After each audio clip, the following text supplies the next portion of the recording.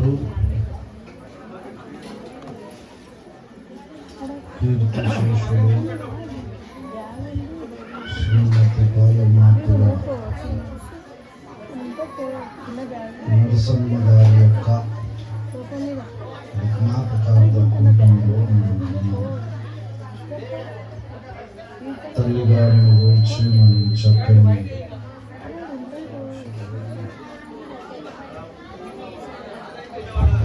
కొద్ది నిమిషాలు వాక్యం ధ్యానించుకుందాం. నాకు ఈ సమయం అప్పగించిన దైవజనులు పాస్టర్ మధు గారికి, అలాగే వేదికలో స్థానిక కాపరి దైవజనులకు తెలియజేస్తున్నాను. మా సహదాసులు ఓపెన్ మినిస్ట్రీస్ సేవకులు కూడా వచ్చే వారందరికీ పేరు పేరవలసిన నా హృదయపూర్వక వందనాలు.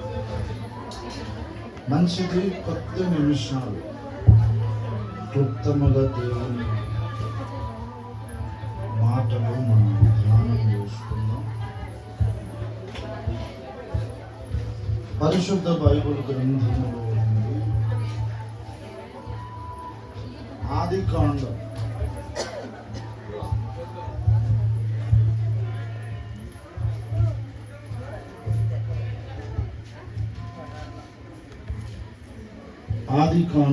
50వ అధ్యాయం. ఆదికాండము 50వ అధ్యాయం 24-25 వచనాలు మనం చూద్దాం. 26 వరకు కూడా. యోసేపు తన సహోదరులను చూచి, నేను చనిపోవుచున్నాను, దేవుడు నిశ్చయముగా మిమ్మును చూడవచ్చి ఈ దేశములో నుండి తాను అబ్రహాము, ఇస్సాకు, యాకోబులతో ప్రమాణము చేసి ఇచ్చిన దేశమునకు మిమ్మును తీసుకొని పోవునని చెప్పెను. మరియు యోసేపు, దేవుడు నిశ్చయముగా మిమ్మును చూడవచ్చును, అప్పుడు మీరు నా ఎముకలను ఇక్కడ నుండి తీసుకొని పోవలెనని చెప్పి ఇశ్రాయేలు కుమారుల చేత ప్రమాణము చేయించుకొనెను. యోసేపు 110 సంవత్సరములు గలవాడై మృతి పొందెను.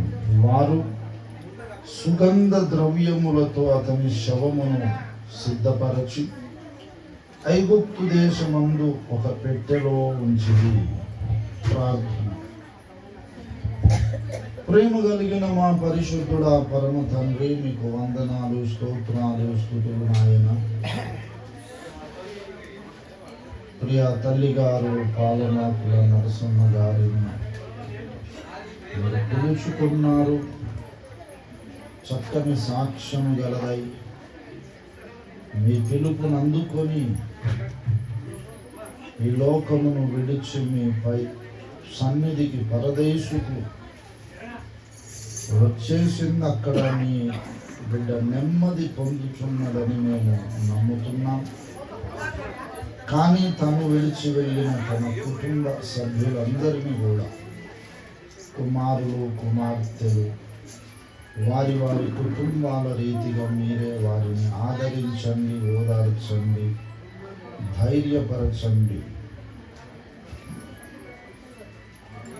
రక్షణ లేని వారు రక్షణ పొందినట్లు కార్యం చేయండి. రక్షణ పొందిన వారైతే అంతము వరకు నమ్మకముగా వారి రక్షణను కాపాడుకుంటూ సత్యము కొరకు బలమైన సాధనాలుగా వారిని మలిచి మీరే వాడుకునండి.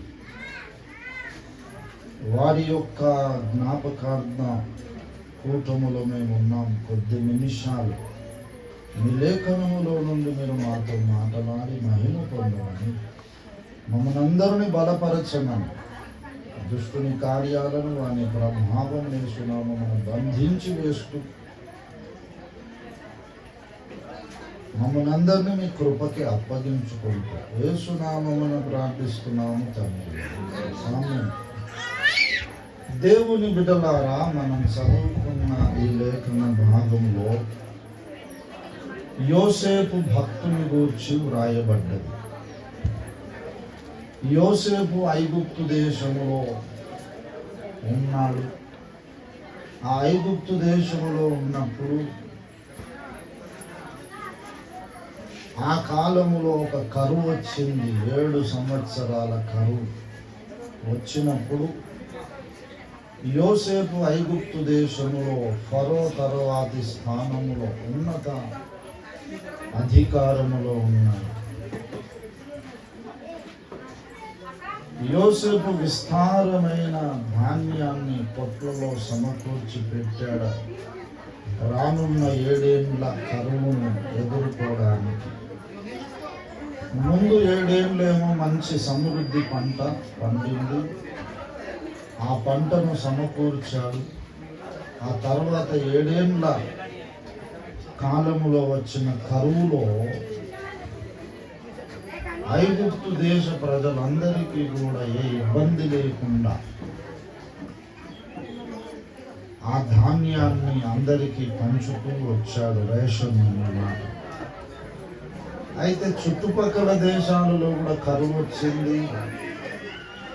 అప్పుడు యోసేపు యొక్క తండ్రి యాకోబు, తర్వాత యోసేపు యొక్క అన్నలు, వారి పిల్లలందరూ ఇబ్బంది పడుతూ ఉంటూ వారు ధాన్యమును కొనుగోలు చేయడానికి ఐగుప్తు దేశములో ఉన్న యోసేపు దగ్గరికి వచ్చాడు. యోసేపు గుర్తుపట్టాడు. ఇక తర్వాత యోసేపు వారికి చెప్పాడు, నా తండ్రితో మీరు చెప్పండి, మీ కుమారుడు ఇంకా బ్రతికే ఉన్నాడు, ఇంకా ఎన్ని సంవత్సరాలు కరువు ఉండబోతుంది, నేను మిమ్మల్ని పోషిస్తా, మొత్తం మీరు మీ పిల్లలు మీకు కలిగిన ఆస్తి ఏది ఉన్నా మొత్తం తీసుకొని పశువుల మందలతో సహా ఐగుప్తుకు వచ్చేయండి అని తెలియజేయగానే ఇశ్రాయేలు ప్రజలు అప్పుడు ఎంతమంది ఉండనో, దాదాపు 70 అనుకుంటున్నాను, నా జ్ఞాపకం సరే, అందరూ కూడా ఐగుప్తుకు వచ్చేశారు. ఫరోతో యోసేపు మాట్లాడాడు, వారికి ఒక స్థలం కేటాయించబడ్డది, వాళ్ళు అక్కడ ఉన్నారు. ఇక వారు ఐగుప్తు దేశంలోనే అట్లాగే వలసపోయి అక్కడనే ఉండిపోవలసి వచ్చింది. యోసేపు వృద్ధుడైపోయాడు. అవసాన దశ, అంటే ఇక రేపో మాపో చనిపోతాననగా యోసేపు తన అన్నదమ్ములను, ఇశ్రాయేలు తన కుటుంబీకులను పిలిచి వారికి చెబుతున్న మాట ఇప్పుడు మనం మూలవాక్యంగా చదివాం. యోసేపు యొక్క విశ్వాసం ఏంటంటే, నిశ్చయముగా దేవుడు మిమ్ములను చూడ వస్తాడు, అప్పుడు మీరు నా ఎముకలను ఇక్కడ నుండి తీసుకొని పోవాలని చెప్పి వారి చేత ప్రమాణం చేయించుకున్నాను. దేవుని బిడ్డలారా, ఇక్కడ గమనించాలి, సమాధి చేయడానికి ఏ దేశం అయితే సమాధి చేయడానికి ఏ దేశం అయితే ఎంత కావాలో భూమి, 6 అడుగులు భూమి చాలు. కానీ యోసేపు మాత్రం, నేను ఈ ఐగుప్తు దేశములో నన్ను మీరు పాతి పెట్టొద్దు,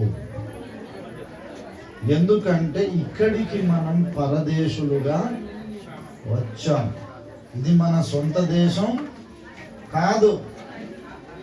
మన సొంత దేశం ఎక్కడ అంటే, మన పితరుడైన అబ్రహాము, ఇస్సాకు,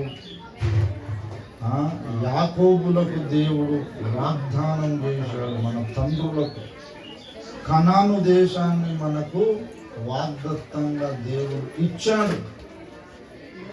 ఆ దేశము మన సొంత దేశం, అక్కడికే పోవాలి. నా ఎముకలు కూడా మీరు పాతి పెట్టొద్దని తీర్మానం చేసుకొని వాళ్ళకు ఖచ్చితంగా ఆజ్ఞాపించి ప్రమాణం కూడా చేయించుకున్నాడు. యోసేపు చనిపోయాడు. తర్వాత ఇంకా ఇశ్రాయేలు ఇంకా దాదాపు ఒక 300 పైచులకు మొత్తం యోసేపు 110 ఏళ్లకు చనిపోయాడు. యవనుడు ఉన్నప్పుడు వీళ్ళందరూ ఇటు వచ్చారు. ఆ యవన దశ అవి తీసేస్తే మిగతా సంవత్సరాలు టోటల్గా వాళ్ళు అక్కడ ఉన్నది 430 సంవత్సరాలు ఉన్నారు. అయితే యోసేపును ఎరుగని రాజులు ఫరోలు తర్వాత వచ్చి ఇశ్రాయేలు ప్రజల చేత వెట్టి పనులు చేయించుకున్నారు, చాకిరీ చేయించుకున్నారు.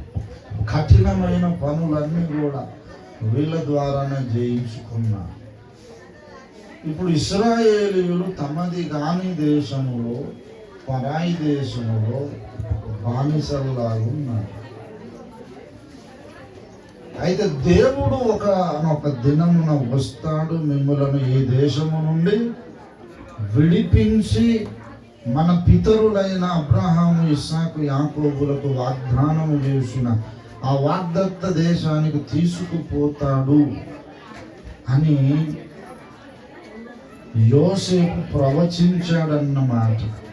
తప్పకుండా దేవుడు వస్తాడని నమ్మాడు. పరిశుద్ధాత్మ ప్రేరేపణ చేతనే ఆ మాట పలికాడు.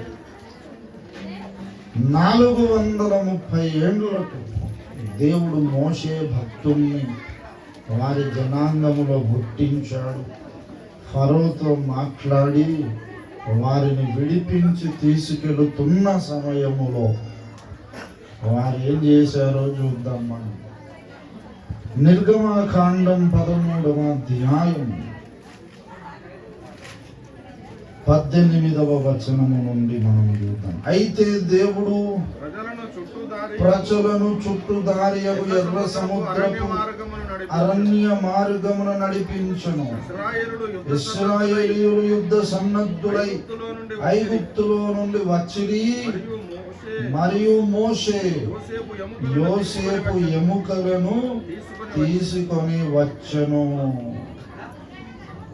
అతడు దేవుడు నిశ్చయముగా దర్శనమిచ్చును. అప్పుడు మీరు నా ఎముకలను ఇక్కడ నుండి తీసుకొని పోగలనని ఇశ్రాయేలీయుల చేత రూఢిగా ప్రమాణము చేయించుకొని ఉండెను. హల్లెలూయా. యోసేపు రూఢిగా వారి చేత ప్రమాణం చేయించుకున్నాడట. ఎముకలను తీసుకొని పోతారని అన్నాడు. నా శవాన్ని అన్నాడు. ఎముకలను ఎందుకు అన్నాడు అంటే అప్పటికి బాడీ, ఈ మాంసం అంతా కూడా మెల్ట్ అయిపోతుంది, ఎవాపరేట్ అయిపోతుంది, ఎముకలే మిగులుతాయి. నా ఎముకలనైనా కూడా మీరు తీసుకోపోవాలి, నన్ను ఇక్కడ పాతి పెట్టొద్దు అన్నాడు. ఆ ప్రమాణమును బట్టి దేవుడు ఇశ్రాయేలీయులను దర్శించి వారిని ఐగుప్తు దాస్యము నుండి విమోచించి కనానుకు నడిపించే సమయములో మోషే భక్తుడు యోసేపు యొక్క ఎముకలను తీసుకొని బయలుదేరి ఆ శవాన్ని దానికి చక్కగా వారు సుగంధ ద్రవ్యములు పూసి ఒక పెట్టెలో పెట్టారు. మన మూలవాక్యం చదువుకున్నాం. సుగంధ ద్రవ్యాలు రాగా అందులో పెట్టినా కూడా ఆ పెట్టెలో ఎముకలే మిగిలిన. అంటే 400 ఏండ్లు అంత సుదీర్ఘ కాలం అయితే ఉన్న కొద్దీ ఇది క్షీణించిపోతుంది, తెలియకుండానే ఎవాపరేట్ అయిపోయింది.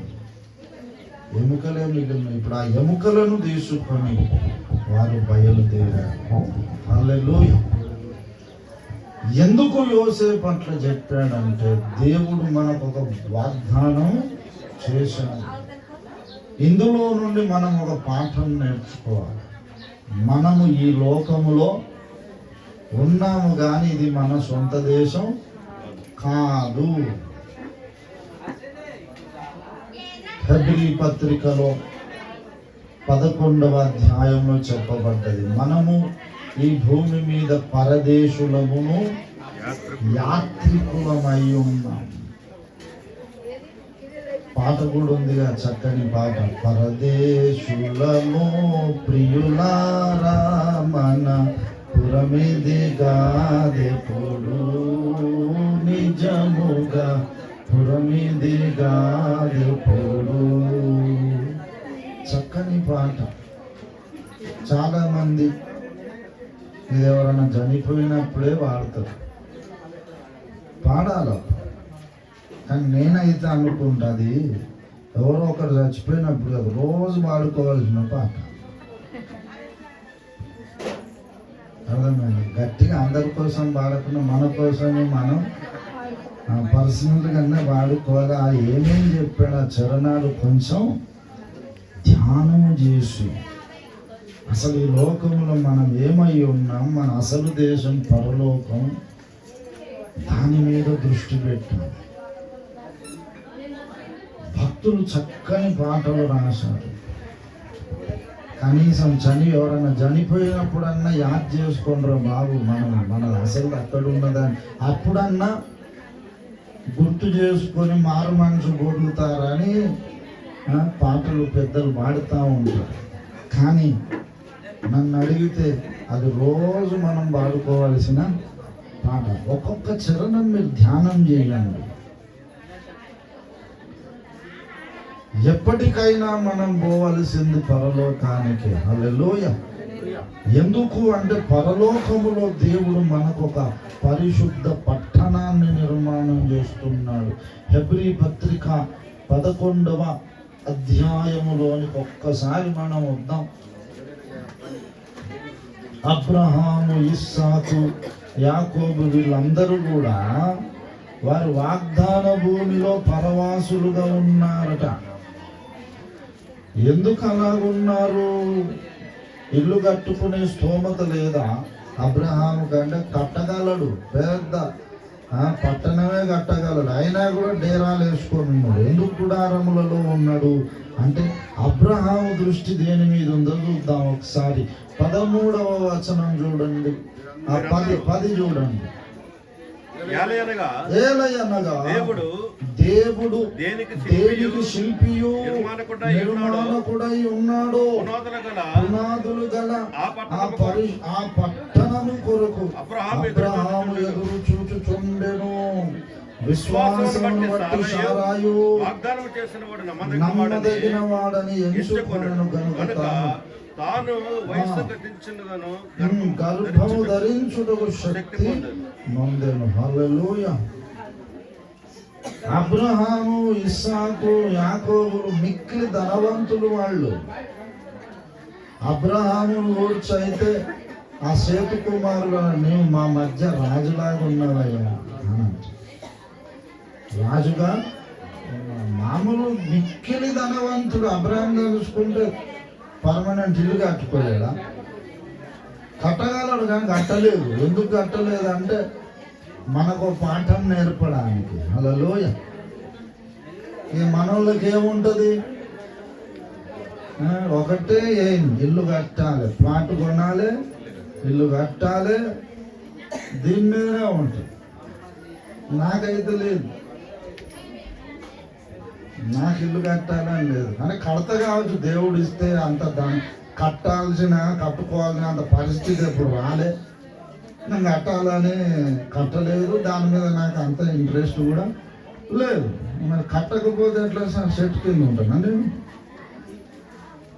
కిరాయిలు ఉన్నాయి కదా, కిరాయి ఇంట్లో ఉంటే మంచి ఫెసిలిటీ ఏం లేదు. ఇల్లు నచ్చలేదు అనుకో, ఇంకా మంచి ఇంట్లో పోవచ్చు. అది నచ్చలేదు అనుకో, ఇంకో ఇంట్లో పోవచ్చు. కానీ కట్టుకున్న ఇల్లు ఎట్లున్నా అలానే ఉండాలి కదా.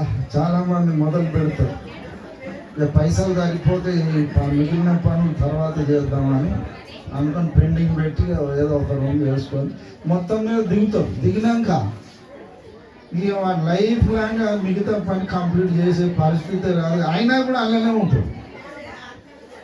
కిరాయిలు అనుకో, ఓనర్కు నచ్చకపోయినా మనం వేరే కాడికి పోతాం. మనకు నచ్చకపోయినా నచ్చిన ఇంట్లోనే పోయి వెతికేటప్పుడు కూడా చూసుకుంటాం కదా. అన్నీ బాగున్నాయి, వాటర్ ఫెసిలిటీ, టాయిలెట్స్, మంచిగా బెడ్రూమ్, వెంటిలేషన్ అన్ని మంచిగా ఉన్నది నచ్చితేనే పోయి అలా దిగుతాం. ఇది కాకపోతే ఇంకోటి కట్టుకుంటే అలానే ఉండాలి. అందుకే నేను ఇల్లు కడితే పర్ఫెక్ట్గా అన్ని కట్టినాకనే దిగాలి. అయితే ఈ భూమి మీద నాకు ఇల్లు లేదు, కట్టుకోవాలని కూడా పెద్దగా ఇంట్రెస్ట్ లేదు. దేవుడు ఇస్తే కడతా కావచ్చు, అది వేరు సంగతి. కానీ నా మైండ్ అంత ఇక్కడ లేదు. ఇప్పుడు అబ్రహామే ఇస్సాకు యాకోబు మిక్కిలి ధనవంతులై ఉంది. తనకే ఇల్లు కాదు, మొత్తం తనకున్న పరివారం అందరూ పెద్ద కాలనీ పట్టణమే కట్టగలడు. ఆయన కట్టలేదు, గుడారములోనే ఉన్నాడు. అబ్రహాంకు ఒకటి అర్థమైంది, ఈ భూమి మీద మనం పరదేశులం, పరలోకంలో దేవుడు ఒక ఇల్లు కడుతున్నాడు మన కొరకు. యేసయ్య చెప్పాడు కదా యోహాను సువార్త 14వ అధ్యాయములు, తినేవాళ్ళు తినొచ్చు, ఆటంకం లేదు. తింటున్నది ఆల్రెడీ, చాలాసేపు అయింది. పోయి తినొచ్చు. ఓపెనింగ్ లోనే చెప్పిండు మధువయ్య గారు, తినేవాళ్ళు తినవచ్చు, కూటమిలో ఉన్నవాళ్ళు ఉండొచ్చు. మైక్ అయితే తినుకుంటా కూడా వినవచ్చు. ఓకే, దేవుని బిడ్డలారా, యేసయ్య చెప్పాడు యోహాను సువార్త 14లో, నా తండ్రి ఇంట అనేక నివాసములు ఉన్నవి, నేను మీకు స్థలము సిద్ధపరచ వెళ్ళుచున్నాను, మీకు స్థలము సిద్ధపరచి మళ్ళీ వస్తాను మిమ్మల్ని తీసుకుపోవడానికి అన్న. యేసయ్య మనకు అక్కడ మంచి ఇల్లు కడుతున్నాడు, ఒక్కొక్కరికి రక్షణ పొందిన వాళ్ళందరికీ. ఇక కట్టుకున్న మధ్యలో వదిలేసుకోవాలి. అట్లా అని కట్టుకోవద్దని నేను అంటలేను, కట్టండి. ఒక్కొక్కరు 2 ఇల్లులు కట్టాలి, అర్థమైందా? 2 ఇల్లులు కట్టుకొని ఒక ఇంట్లో మీరు ఉండండి, ఒక ఇల్లు కిరాయికి ఇచ్చుకోండి. ఓకే, లేదా మీకు 2 ఇల్లులు కట్టే అంత ప్లేస్ లేదంటే ఒకటే ప్లేస్లో మంచిగా లేపండి. మొన్న ఒక గృహప్రవేశం 4 అంతస్తులు కట్టింది మన అగాపే సోదరుడు. ఫస్ట్ ఫ్లోర్లో మొత్తం మంచిగా డబుల్ బెడ్రూమ్ అన్ని పెట్టుకున్నాడు. కింద మీద ఉన్న 3 పోర్షన్లు మొత్తం సింగిల్ బెడ్రూమ్ చేసి కిరాయిలకి ఇచ్చుకున్నాడు. మరి మనం ఉండొచ్చు, ఇన్కమ్ కూడా వస్తుంది, తప్పేం లేదు. కానీ ఇక మన లైఫే ఇక ఈ బిల్డింగ్ కట్టడానికి అన్నట్టు ఉండవు. మన గురి అబ్రహాము లాగా పరలోకం మీద ఉండాలి. పరలోకములో దేవుడు ఒక పట్టణం కడుతున్నాడు, దానికి ఆయనే శిల్పి, ఆయనే నిర్మాణకుడు, ఆయనే ఆర్కిటెక్చర్, ఆయనే నిర్మాణకుడు. కన్స్ట్రక్ట్ చేస్తుంది ఆయనే, మళ్ళీ డిజైనింగ్ కూడా ఆయనే. అద్భుతమైన పట్టణం అక్కడ ఉండబోతున్నాం. అయితే దేవుని బిడ్డలారా, అబ్రహాము ఇస్సాకు యాకోబులకు ఎట్లయితే పైన ఉండేనో, యోసేపు కూడా దేవుడు మన పితరులకు వాగ్దానం చేసిన వాగ్దత్త భూమిలోనే నన్ను పాతి పెట్టాలి, నా శవం కూడా ఇక్కడ ఉండడానికి వీల్లేదు. మరి ఎప్పుడు వస్తాడు అంటే, ఎప్పుడన్నా రాని వస్తాడు, నిశ్చయముగా వస్తాడు దేవుడు. వచ్చేదాకా మీరు నన్నైతే ఇక్కడ సమాధి చేయొద్దు అన్నాడు. అందుకే ఆయన శవాన్ని మంచిగా ఒక పెట్టెలో పెట్టారు. అక్కడి నుండే వచ్చింది అనుకుంటారు పెట్టెలో పెట్టే కాన్సెప్ట్. క్రైస్తవులందరూ ఏం చేస్తారు, పెట్టెలో పెట్టి సమాధి చేస్తారు. ఎందుకు అంటే యేసయ్య 2వసారి వచ్చినప్పుడు వీళ్ళను లేపుతాడు. హల్లెలూయా. మనకు ఒక నిరీక్షణ ఉంది. తెస్సలోనిక మొదటి పత్రిక 3వ అధ్యాయం 13 నుండి క్రిందికి చూస్తే అక్కడ చెబుతాడు, సహోదరులారా నిరీక్షణ లేని ఇతరుల వల్ల మీరు దుఃఖపడకుండా నిమిత్తము నిద్రించుచున్న వారిని గూర్చి మీకు తెలియకుండా మాకు ఇష్టము లేదు. యేసు మృతి పొంది తిరిగి లేచనని మనము నమ్మిన ఎడల అదే ప్రకారం యేసునందు నిద్రించిన వారిని దేవుడు ఆయనతో కూడా వెంట పెట్టుకొని వచ్చును. మేము ప్రభు మాటను బట్టి చెప్పున్నదేమనగా ప్రభు రాకడ వరకు సజీవులమై నిలిచి ఉండు మనము నిద్రించిన వారి కంటే ముందుగా ఆయన సన్నిధికి చేరము. ఆర్భాటముతోను ప్రధాన దూత శబ్దముతోను దేవుని బూరతోను పరలోకము నుండి ప్రభువు దిగివచ్చును. క్రీస్తునందుండి మృతులైన వారు మొదట లేతురు. ఆ మీదట సజీవులమై ఉండు మనము వారితో కూడా ఏకముగా ప్రభువును ఎదుర్కొనుటకు ఆకాశ మండలమునకు కొనిపోబడుతుంది. హల్లెలూయా. యేసయ్య వస్తాడు. చనిపోయి సమాధులలో ఉన్న భక్తులను లేపుతాడు. ఆయన వచ్చినప్పుడు లేపి ఈ మట్టి శరీరం అది మట్టయిపోని బూడిదైపోయినా సరే మళ్ళీ ఆకారం వస్తుంది. అందులోనికి దేవుని మన ఆత్మను మళ్ళీ అందులో పంపి ఊపిరి ఊది బ్రతికించి మళ్ళీ పరలోకానికి తీసుకొని పోతాడు. అయితే అప్పుడు లేపినాక ఇక మళ్ళీ ఎన్నటికీ మరణమే లేనటువంటి మహిమ గల శరీరంగా మన శరీరం మారుతుంది. ఇది మనకున్న నిరీక్షణ. యోసేపు అన్నాడు, నిశ్చయముగా దేవుడు మిమ్మల్ని దర్శిస్తాడు. లేఖనాలు మనకు నిశ్చయముగా మన ప్రభు మళ్ళీ వస్తాడు. ఇది మనకున్న నిరీక్షణ. గనుక రక్షణ లేనోళ్ళు రక్షణ పొందాలి.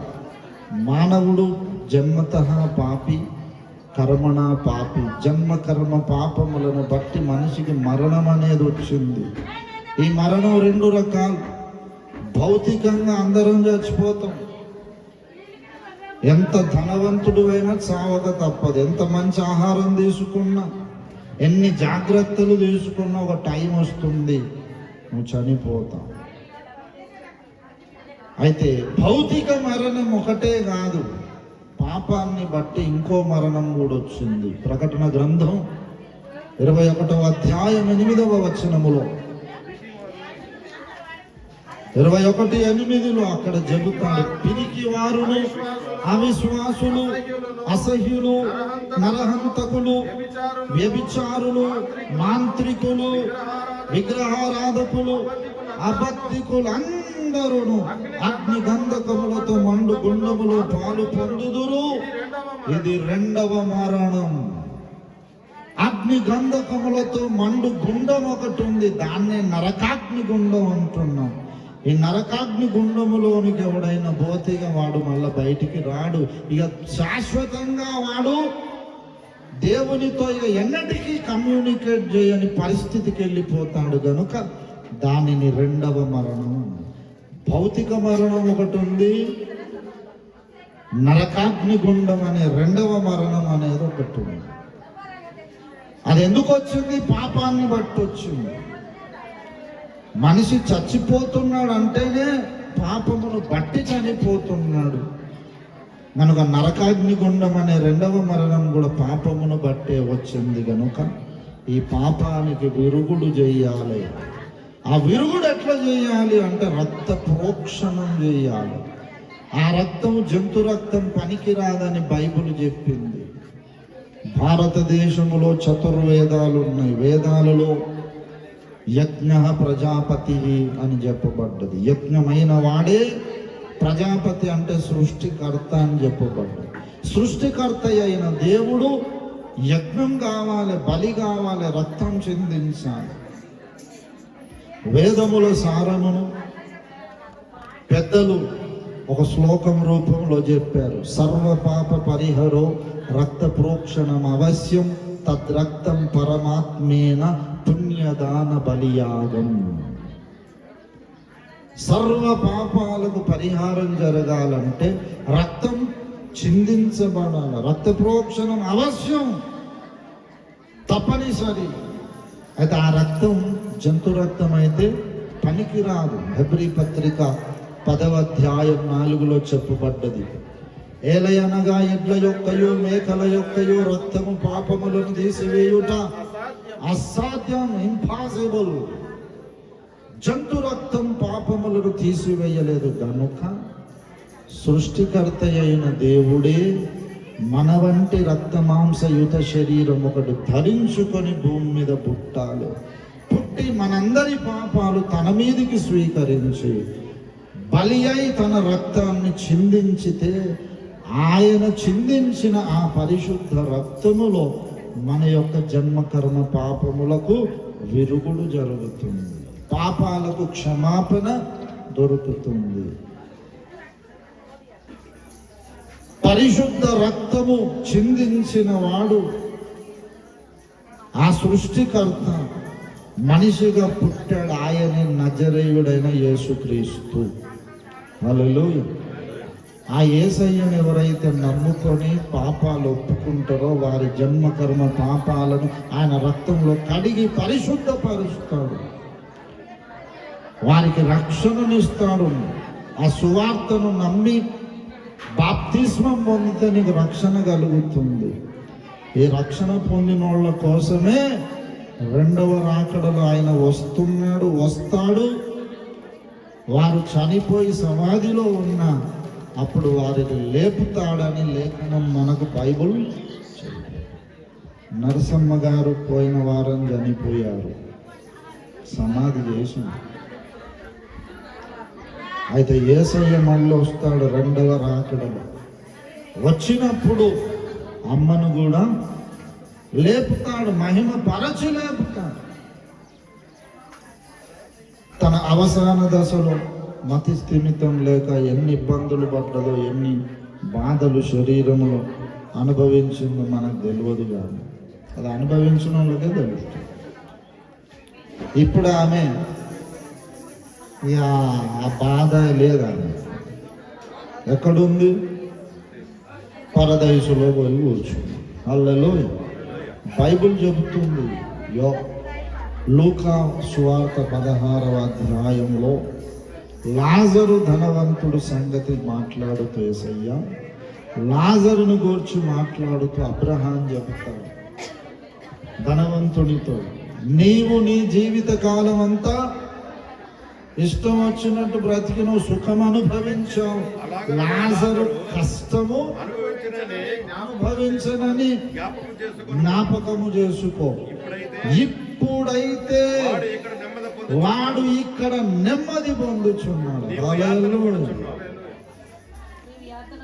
నీవు యాతన పడుచున్నావు. ధనవంతుడేమో అగ్నిలో కాలుతున్నాడు, లాజరేమో నెమ్మది పొందుతున్నాడు. ఎందుకు? పరదైసులో భక్తులు నెమ్మది పొందే స్థలం అది. నరసమ్మ గారు చక్కగా నెమ్మది పొందుతున్నారు. మనం పని కట్టుకొని ఏడిసి ప్రార్థన చేసి దేవుణ్ణి మెప్పించి మళ్ళీ ఆమె ఇడికి రప్పించడం అనుకో, తిట్టకుండా తిడుతుంది మనం. నేను మంచిగా నెమ్మదిగా హాయిగా యేసయ్య సన్నిధిలో ఉంటాను, మీరేంద్ర మీ ప్రార్థనలు నన్ను మళ్ళా రప్పించు, ఇక్కడ ఏమున్నది పాడులోకం అంటుంది. ఇప్పుడు ఆమె నెమ్మది పొందుచున్నది. యేసు రాకడలో పరదైసులో ఉన్న ఆమె ఆత్మను తెచ్చి, ఇప్పుడు ఎక్కడ మీరు సమాధి చేశారు ఆ సమాధిలో ఉన్న శరీరంలోనికి ఆత్మను పంపి ఆ శరీరాన్ని మహిమ పరచి లేస్తాడు. ఇక లేపుతాడు, ఇక దానికి మరణమే ఉండదు. హల్లెలూయా. ఇక ఆ తర్వాత పరలోకంలో అబ్రహాము, ఇస్సాకు, యాకోబులు దేని కొరకు ఎదురు చూశారో పరిశుద్ధ పట్టణం, దాని పేరు యెరూషలేము అన్నాడు. దాన్ని దేవుడే నిర్మిస్తున్నాడు. దేవుడు నిర్మించిన ఆ పట్టణములో ఆమె కొరకు కేటాయించిన చక్కని గృహములో నిత్యత్వం అంతా దేవునితో ఉండబోతుంది. రక్షణ పొందిన వాళ్ళందరూ కూడా ఉండబోతుంది. హల్లెలూయా. రక్షణ లేనోళ్ళు మాత్రం ఆ ధనవంతుడు అగ్నిలో కాలుతున్నాడు కదా. ఇప్పుడు అది టెంపరరీ. ఇప్పుడు అక్కడ ఆయన ఆత్మనే కాలుతుంది. యేసయ్య రెండవ రాకడ తర్వాత ఈ భూమి మీద ఆయన 1000 ఏళ్ల నీతి పాలన ఒకటి చేస్తాడు. 1000 years. ఆ 1000 ఏళ్ల నీతి పాలన తర్వాత యేసును నమ్మనోళ్ళు, రక్షణ పొందనోళ్ళు, తృణీకరించిన అందరిని వాళ్ళని కూడా లేపుతాడు. వాళ్ళకు కూడా పునరుద్ధానం ఉంది, కానీ పరలోకానికి తీసుకుపోవడానికి కాదు. వాళ్ళను పునరుద్ధానం చెందించి నరకాగ్ని గుండంలో పడేస్తాడు. ఇప్పుడేమో యేసును నమ్మకుండా చనిపోయిన వాళ్ళ శరీరాలు సమాధుల్లో ఉన్నాయి. పాతాళంలో వాళ్ళ ఆత్మ మాత్రమే కాలుతున్నది. మనిషి అంటూ ఆత్మ కాదు కదా, శరీరం కూడా ఉంది. అందుకే దేవుడు ఏం చేస్తాడంటే 1000 ఏళ్ల పాలన తర్వాత వాడిని లేపి, ఈ శరీరాన్ని కూడా లేపి మహిమపరిచి తీసుకుపోయి నరకాగ్ని గుండంలో పడేస్తాడు. ఇది జరగనున్న భవిష్యత్ చరిత్ర. అయితే ఇక్కడ మనమే నిర్ణయం తీసుకోవాలి. యేసయ్యను నమ్ముకొని పాపాలు ఆయన రక్తంలో కడుక్కొని ఆయన మాటకు లోబడి బాప్తిస్మం పొంది ఆయనను దేవుడుగా నీవు స్వీకరించి పరలోకములో ఆ యెరూషలేం పట్టణములో నిత్యత్వం అంతా దేవునితో మహిమలో ఉంటావా? యేసు లేదు, గీసు లేదు, అంత మతం అని తృణీకరించి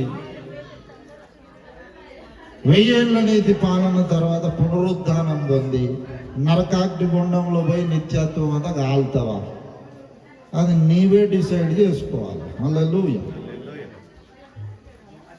ఇప్పుడు నిన్ను నరకానికి పంపాలనా పరలోకానికి పంపాలా అనే డెసిషన్ దేవుని చేతిలో లేదు,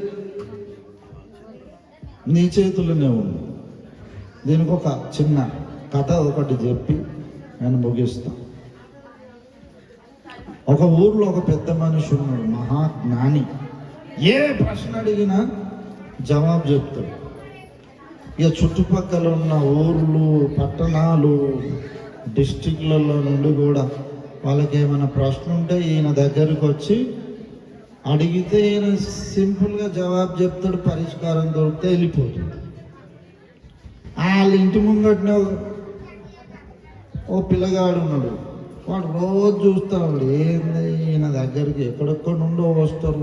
ఈయన పొద్దున లేచింది మొదలుకొని సాయంత్రం దాకా పెద్ద ఏందో మంది బాగా వస్తా ఉన్నారు. ఏందా ఈయన సంగతి అని వీడు స్టడీ చేసి అంటే ఈయన ఏం చెప్పినా కరెక్ట్ చెప్తాడు, తప్పు చెప్పుడు. ఆయన చెప్పింది అసలు తప్పు కాదట. ఇంత కరెక్ట్గా చెప్తాడా? నేను ఎట్లనన్నా చేసి ఈయన చెప్పింది తప్పని నిరూపించాలని వీడు బాగా ఆలోచించుకొని కొద్ది రోజులు ఆలోచించి వీనికి ఒక ఐడియా వచ్చింది. ఈ రోజు అందరు ఉంటారు కదా, మస్తు మంది జనాల ముందట నేను ఒక ప్రశ్న అడుగుతా, ఆయనను తప్పని నిరూపిస్తా అని ఈ పోరగాడు, చిన్న పిల్లగాడు పోయిండు. అందరు ఉన్నప్పుడు వీడు పోయి అడిగాడు, పెద్ద మనిషి నేను నిన్న ఒక ప్రశ్న అడుగుతా, నువ్వు కరెక్ట్ చెప్తావా? అన్ని కరెక్ట్ చెప్తావా అని తెలిసింది. అవునా? తెలిస్తే చెప్తా, లేదు నువ్వు కరెక్ట్ చెప్తావట. సరే అడుగాను. వీడేం ప్లాన్ వేసుకొని పోయిండు, వీడు చేతిలో సీతాకోక చిలుక, బటర్ఫ్లై అంటాం, అది చేతిలో పట్టుకొని పోయిండు. నేను ఆయనను అడుగుతా, నా చేతిలో ఉన్న ఈ సీతాకోక చిలుక, ఈ బటర్ఫ్లై బతికుందా చచ్చిపోయిందా అని అడుగుతా. ఓ బతికుందా అన్నాడు అనుకో, నా చిటికని వెళ్తుంది, దాన్ని ఇట్లా చేతుల్లో ఉంది, ఇట్లా నొక్కి చంపుతా. బ్రతుకున్నది అనుకో, నొక్కితే సస్తుంది, ఓపెన్ చేస్తే చచ్చిపోయింది. ఆయన చెప్పింది ఏమైంది? తప్పైంది. లేదా చచ్చిపోయింది అన్నాడు అనుకో, చచ్చిపోయిందంటే దీన్ని ఏం చేయకుండా వదిలేసి అదే ఎగిరిపోతుంది, బతుకున్నది. ఇప్పుడు ఏం చెప్పినా తప్పైతుంది అనుకోని వీడు ప్లాన్ వేసుకొని వచ్చి నేను అడుగుతుంటే ఈయన పరిచయం. ఈ బుడ్డోడు నన్ను అడుగుతాడట, ఏంటిరా నాయన చెప్పాలా నువ్వు అని నిలబడ్డాడట. అందరు పరిశ్రమ అయిపోయారు, సైలెంట్ అయిపోయారు. ఎక్కడెక్కడ నుండో వచ్చి జవాబులు పొందుతున్నాడు. వీడు కింద అంత లేడు, జానీడు లేడు, వీడు అడుగుతాడట వాటి చేశాను. అందరు ఏకాగ్రత అన్నే ఉంది వీడి మీద. వీడు అంటే సరే బిడ్డ అడుగు అని అంటే వీడు అన్నాడు, నా చేతిలో సీతాకోక చిలుకుంది, ఇది బతికుందా చచ్చిపోయిందా నువ్వు చెప్పానమాట. ఇక పెద్ద మనిషి వాని చేయి దిక్కు చూస్తుంది జెర్సేపు, మళ్ళీ వాని కళ్ళల్లోకి చూస్తుంది. జెర్సేపు చేయి దిక్కు చూస్తుంది, జెర్సేపు మళ్ళీ కళ్ళల్లోకి చూస్తుంటే వీడు దొరికిపోయిండు సార్. ఏం చెప్పాలన్నా అర్థమవుతున్నా, చెప్పు బతికుందా చచ్చిపోయిందా దానికి. వీనికి ఇంకా ఏమంటే ఉత్సాహం బాగా అయితే బాగా ఆలోచించి ఆ పెద్ద ఆయన అన్నాడట, అరే బాబు బిడ్డ, అది బతికుండాలన్నా చావాలన్నా నీ చేతులనే ఉన్నది కదా అన్నాడు. కరెక్ట్ చెప్పిండా? హల్లెలూయా. అది బ్రతకాలన్నా చావాలన్నా నీ చేతులనే ఉన్నదంటే వీడు పరిచయం. హల్లెలూయా. ఇప్పుడు అట్లనే మీకు ఒక ప్రశ్న చేసి ముగిస్తాను. మీరు నరకానికి పోతారా పరలోకానికి వస్తారా? ఎవరి చేతులు? ఏమయ్యా అంత దేవుని చిత్తమా అంటే కుదరదు. కొందరు అన్నీ ఇష్టపడి దేవుడు మాకు ఇట్ట చేసిండే ఏం చేస్తాం, ఏం చేసిండు దేవుడు? నీ చేతులు ఉన్నది, నువ్వు ఎట్టుపోతావో నీ చేతిలో. నువ్వు యేసును నమ్మి బాప్తిస్మం పొంది ఆయన రక్తంలో నీ జన్మ కర్మ పాపాలు కడుక్కొని నువ్వు రక్షణ పొందితే రెండవ రాకడలో ఆయన నిన్ను మళ్ళీ లేపుతాడు. చనిపోయినా లేపుతాడు, బ్రతికుంటే మార్పు పొందిపోతాం, నిత్యత్వం అంతా పరలోకంలో ఉంటుంది. ఆయనను తృణీకరిస్తే అనివార్యంగా నరకానికి పోతాం. అందుకే యేసయ్య వాళ్ళని బలవంతం చేయలేదు. శిష్యులకు ఏం చెప్పాడు? మార్కు సువార్త మార్కు 16వ అధ్యాయం 15-16 వచనాలలో, సర్వలోకమునకు వెళ్ళి సర్వ సృష్టికి మీరు సువార్తను ప్రకటించుడి, నమ్మి బాప్తిస్మం పొందినవాడు రక్షింపబడును, నమ్మని వానికి బలవంతం లేదు. చెప్పడం మీ బాధ్యత. చెప్పిన తర్వాత వాడు బాప్తిస్మం పొందితే పరలోకానికి వచ్చి నమ్మకపోతే నరకం. శిక్షా విధి అంటే నరకం, మీ ఇష్టం. డెసిషన్ ఎవరి చేతులు ఉంది? మన చేతిలోనే ఉంది. ఎవరికి వారు వ్యక్తిగతంగా ఆలోచించి నిర్ణయం తీసుకోవాలి. ఇదేం బలవంతంగా మతం మార్పుడు కాదు. బలవంతంగా నిన్ను తెచ్చి నీళ్ళలో ముంచిన ఏం కాదు. ఏమవుతుంది?